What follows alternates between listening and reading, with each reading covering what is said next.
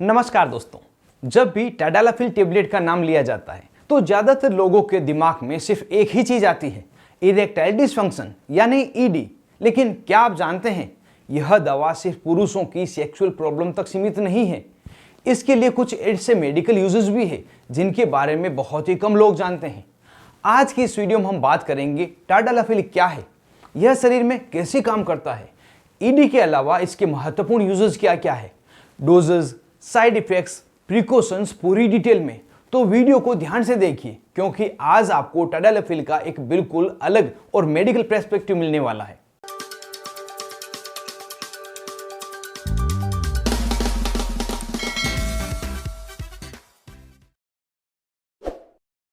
Tadalafil क्या है?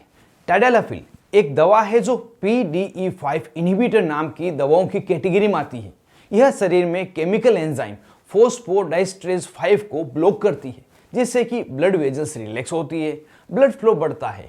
इसी मैकेनिज्म की वजह से कई अलग अलग कंडीशन में इसका प्रयोग लिया जाता है।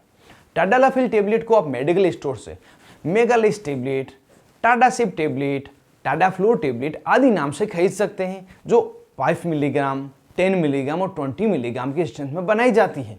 सबसे पहले शॉर्ट में समझ लेते हैं ईडी, इरेक्टाइल डिसफंक्शन में इसका रोल क्या है। ईडी में पेनियल एरिया में पर्याप्त ब्लड फ्लो नहीं पहुंच पाता।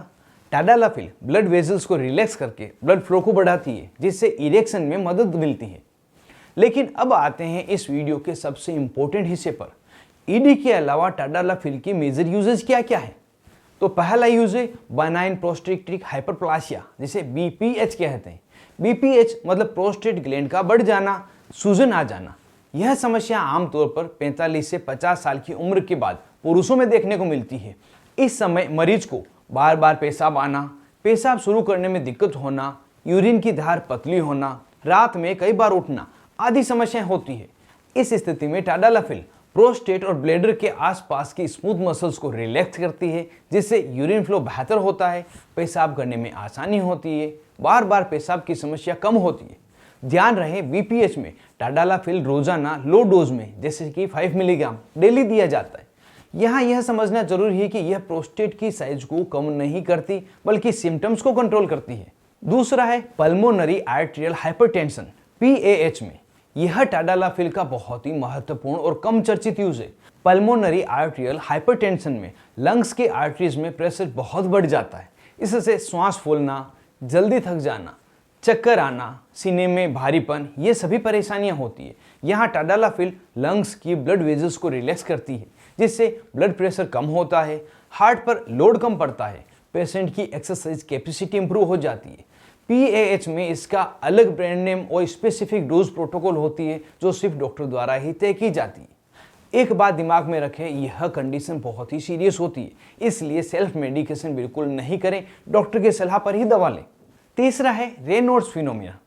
रेनॉल्ड्स बीमारी में उंगलियों की ब्लड वेजल्स ठंड या स्ट्रेस में अचानक सिकुड़ जाती है, जिससे उंगलियों में सफ़ेद या नीला पड़ना, सूनापन रहना, दर्द होना, यह स्थितियां होती हैं। इस समय कुछ रेसिस्टेंट केस में भी टैडालाफिल ऑफ लेबल यूज में दी जाती है। हालांकि बहुत कम केसेस में दी जाती है, लेकिन आवश्यकता पड़ने से दी जाती है, क्योंकि यह ब्लड वेजल्स को रिलैक्स करती है, ब्लड सर्कुलेशन को इंप्रूव करती है।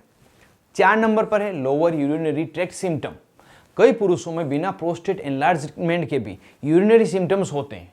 टैडालाफिल स्मूथ मसल्स को रिलैक्स करके यूरिनरी फ्रीक्वेंसी कम करती है, अर्जेंसी को सुधारती है।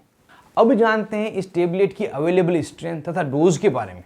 आमतौर पर मार्केट में 2.5 मिलीग्राम, 5 मिलीग्राम, 10 मिलीग्राम तथा 20 मिलीग्राम की स्ट्रेंथ में अवेलेबल है, और ईडी के लिए डिमांड पर डॉक्टर द्वारा 10 से 20 मिलीग्राम टेबलेट प्रतिदिन एक बार या अगर डेली बेसिस पे दी जाएगी तो लो डोज में दी जाती है। BPH के लिए 5 मिलीग्राम रोजाना एक बार। PAH के लिए डॉक्टर द्वारा तय की गई हाई प्रोटोकॉल फॉलो किया जाता है, इस समय खुद से दवा नहीं लें। अब टैडालाफिल के साइड इफेक्ट्स को जान लेते हैं।